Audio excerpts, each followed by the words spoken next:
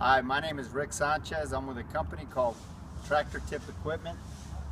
What we have for sale here today is a Caterpillar 320C L. The L stands for a long carriage.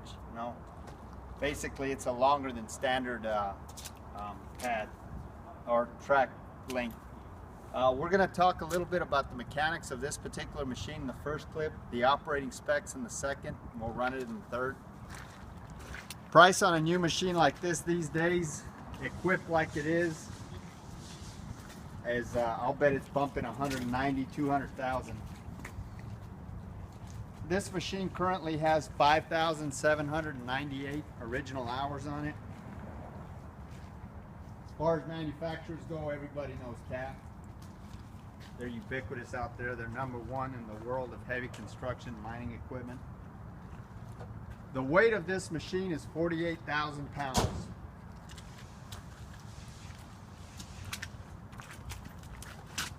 The widest point is the track width right here. That's 10'6". Now, one of the things that I should note here is that not only is it a long carriage, this machine has got a wider than standard pad. A normal 320C has got a width of a 9 foot 9 inches or something like that, and this has got a 10'6". So it's got a wider than standard pad. Comparable machines are like a PC 200, a John Deere 200, maybe a Hitachi EX 200. As far as the history of this unit goes, like most of the machines we purchase, it's an original owner Dallas, Texas machine with no rust.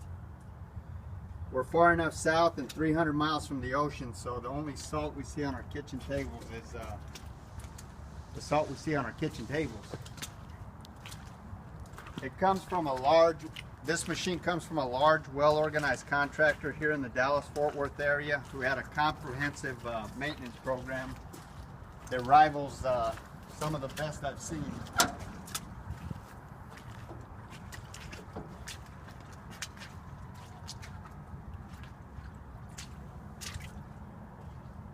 We, as well as our customers, have been happy with the machines we've purchased from these guys, and it should be said that before I buy any machines, my mechanics thoroughly inspect it, and then I inspect it before I write a check.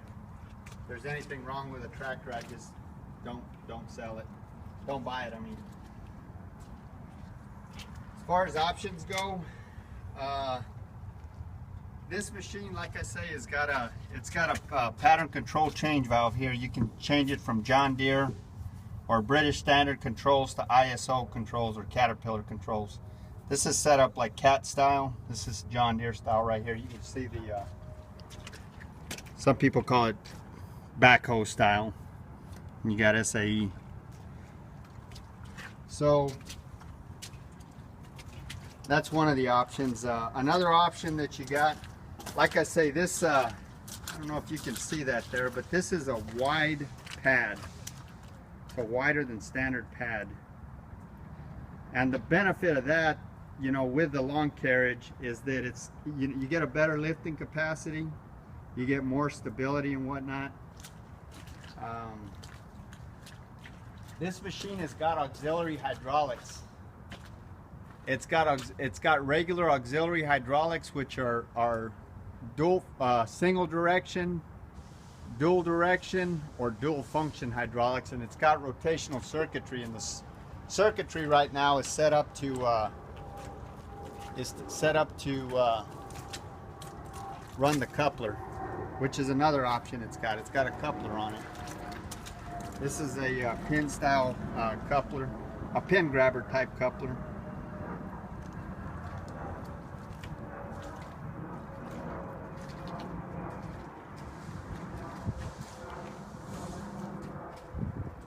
It's got a key battery disconnect. It's got a 12-volt outlet in the cab.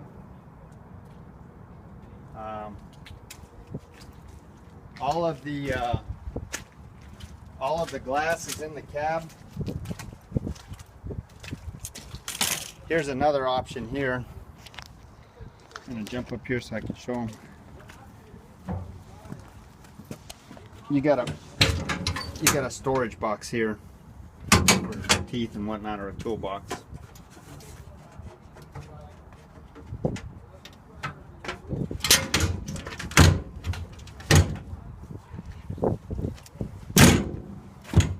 This is a vandal cover. These are vandal covers.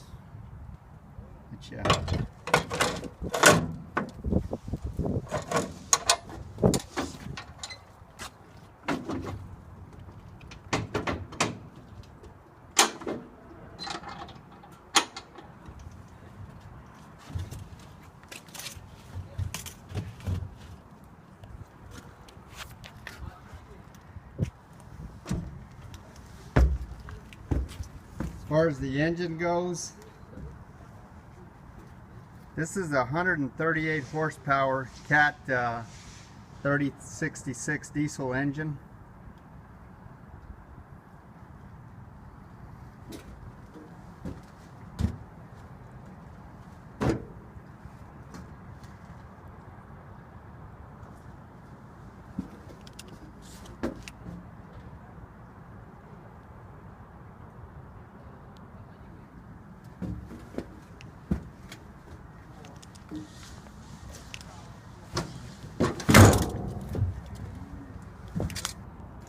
Okay, all the fluid levels on this machine are where they should be. You got your hydraulic oil level sight glass right here. This machine is mechanically sound. I don't remember if I said this, but you've got these bumper guards here for that channeling. That's another option, you know, to keep the machine clean and dent free. So, like I said, the machine's mechanically sound. There's no leaks. Everything works on this machine. The undercarriage is about 95%. It's probably pretty muddy right now. We just had a rainstorm. There's no leaks on the final drives. The final drives have got plenty of power. They can counter-rotate, no problem. The hydraulics are strong. There's no cracks or welds anywhere in the work equipment. All of the pins and the bushings are real tight. I don't know if you can see that, but there's just, this guy really took care of his stuff. There's no deflection. There's no deflection or any kind of problem in this turntable. You can see the teeth there about 90%. As far as this bucket goes, this bucket's 42 inches. 42 inches wide. It's probably like a 1 yard heaped and maybe a 3/4 yard struck measurement. Bucket. The maximum dig depth on this machine is 20 feet. Maximum reach at ground level from the center of the swing is 37 feet. The maximum dig height is 32 feet. The maximum breakout force is 30,000 pounds. And the maximum lifting capacity with a bucket is 23,000 pounds, 15 foot from the center of the swing at ground level. I guess another option, I don't remember if I said this, but it's got a grapple on it, obviously. And it's got a wasp.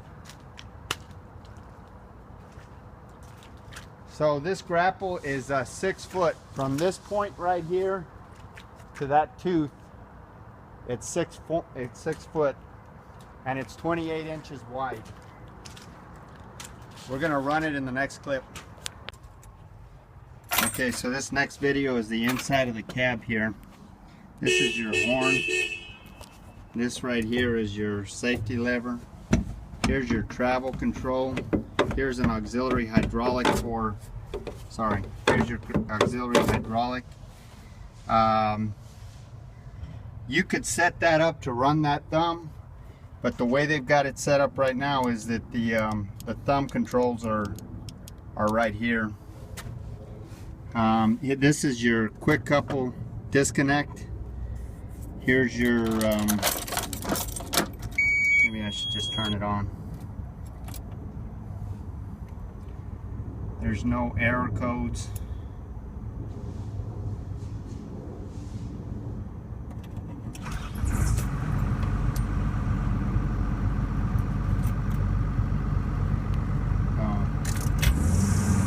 As you increase the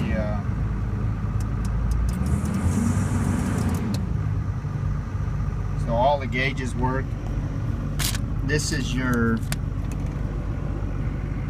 hydraulic valve right here. You got to be careful. This right here is 24 volts. Here's your hour meter right there. You can see it's ticking.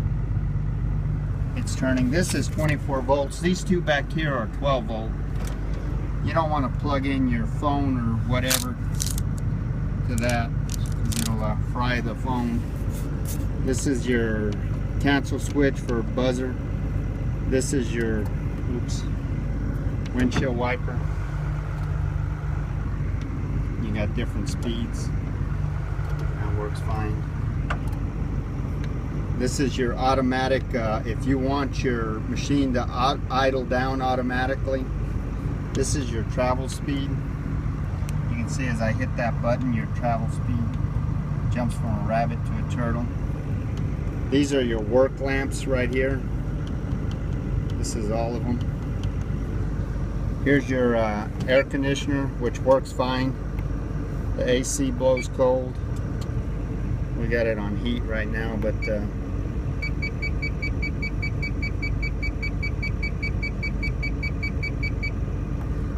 works fine. Can't really see that, but it's blowing plenty cold.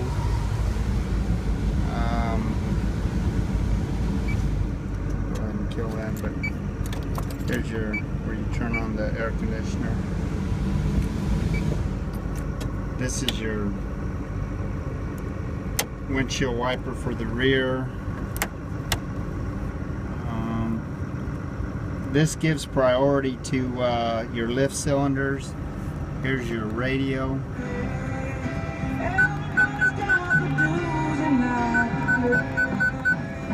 Which works fine. You got vents up here. This is your lock if you put your window up. Here's a little ashtray. The guy that owned this machine didn't smoke, so I guess that's a good thing. We're gonna run it in the next clip.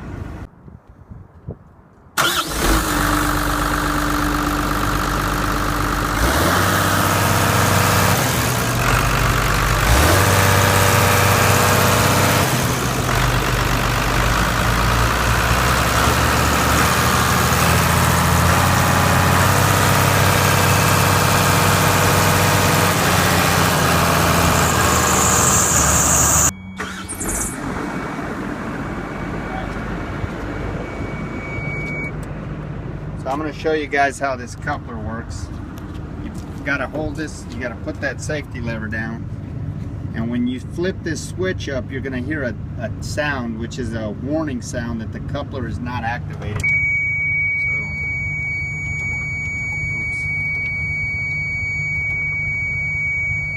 You can see if you curl it, you cycle that's opening. That's closing. So it's basically a pin grabber type coupler.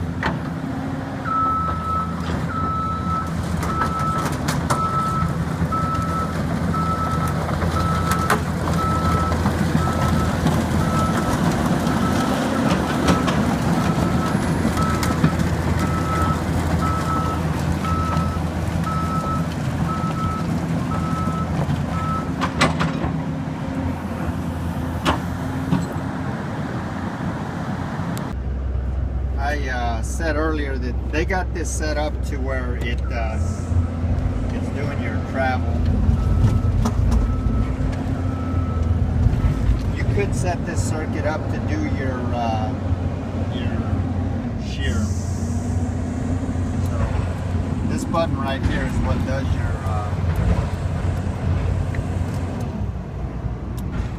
this button is what does your